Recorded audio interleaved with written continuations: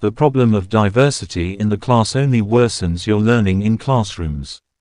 The students in the study are a heterogeneous group, some more accepting than others of mindfulness practice. For some students, doing the mindfulness activities may be fun, while some students have no interest in these activities or reject them. Teachers might find it difficult because they may be unable to apply the same technique with all the students.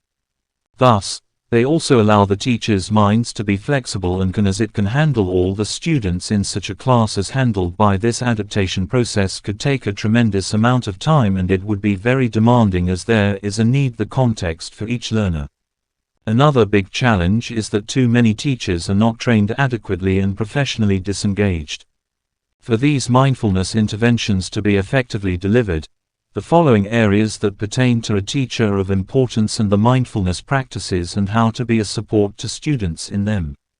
Yet most of the teachers have low self-efficacy to teaching mindfulness and are not properly prepared to do so, as Huang have reported. Although, if not carefully monitored, such attempts at facilitation might lead to resistance. Either teachers would explain why they are doing mindfulness exercises or try to settle the concerns and questions of the learners, which is not efficient.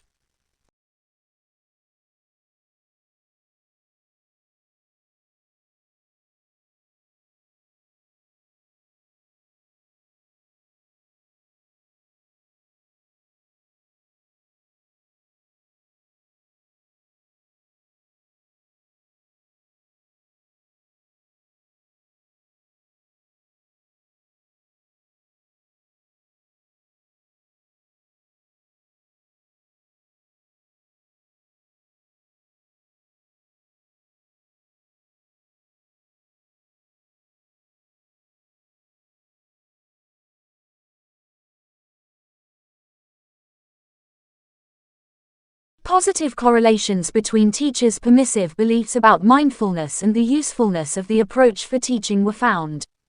These beliefs and experiences are the reflection of their attitude towards giving a Turner MN within lessons, as well as their attitude for determining the success of such approaches. There are several factors that are said to affect the perception of teachers towards the implementation of mindfulness in classrooms. One of the perceived determinants of mindfulness is teachers' own mindfulness. What this means is that the teachers who have benefited from mindfulness are the ones that are most likely to be favorable towards it and in the end support the use of mindfulness in the classroom. Thus, a teacher who has had a positive outcome, such as a decreased stress level and an increased focus, practicing mindfulness will reason that the students could have a similar outcome also. This will consequently cement a more genuine interest in mindfulness, and it can be spread throughout the students and experience significantly greater commitment from them.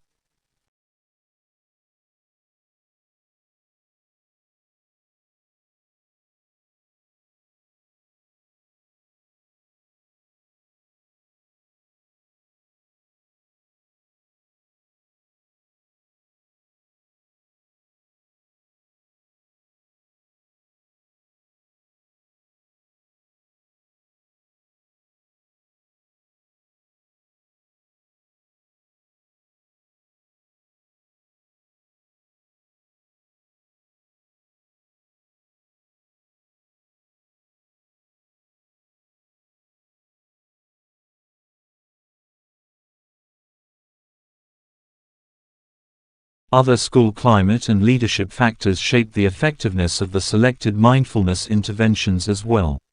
For teachers, this is certainly cause for concern, especially if you work in an institution which doesn't support or discourage mindfulness.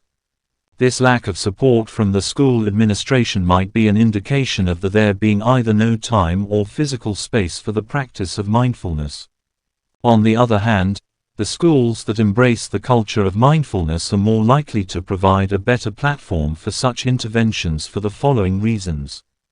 On one hand, such schools provide every single thing that teachers need, while in contrast they draw attention to the significance of being mindful in learning institutions.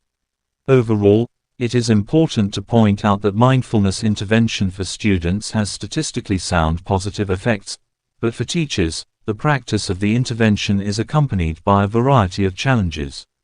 Being of the time constraint, students' diversities.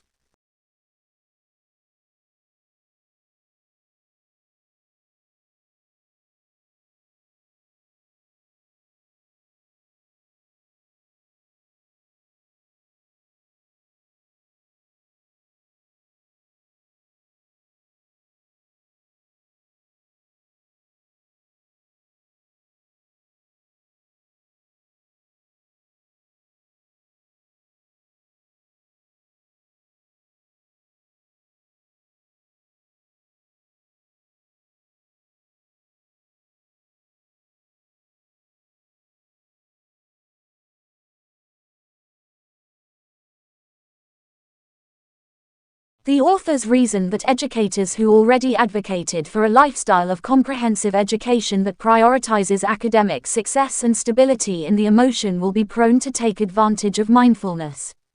Because they know that although emotions are not contentious for scholars but one of key understanding and reason why they think mindfulness could support scholars to tame the emotions. Consequently, these teachers will more likely to fit mindfulness into their teaching process as another regular activity rather than a side activity. The belief that happiness and emotional well-being are important increases their concern with out-of-work mindfulness, that in turn increases the chances of its success. Some teachers might have little personal experience or are simply not convinced that mindfulness is a thing. They will not have the same attitude towards the efficacy of mindfulness. While a person who has not been following the mindfulness may not understand why it is so important to do it.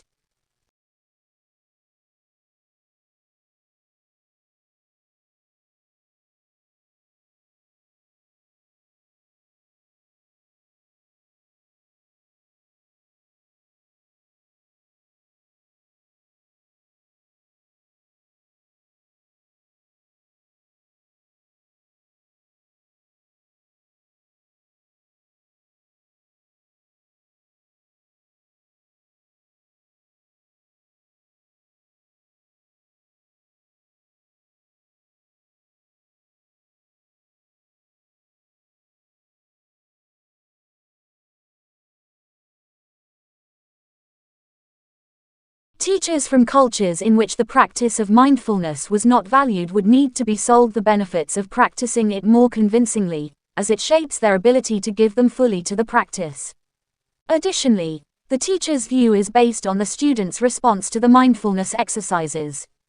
It is these teachers that have reported the positive change in the student's behavior, or their ability to self-regulate their emotions, or their academic performance, as a consequence of espousing mindfulness. These results support their postulations and suggest additional application of various forms of mindfulness treatments.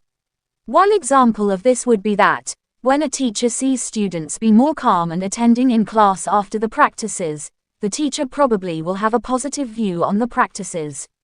This reinforces the loop because if teachers believe that mindfulness is useful, watching it work well fills their minds with positive experiences.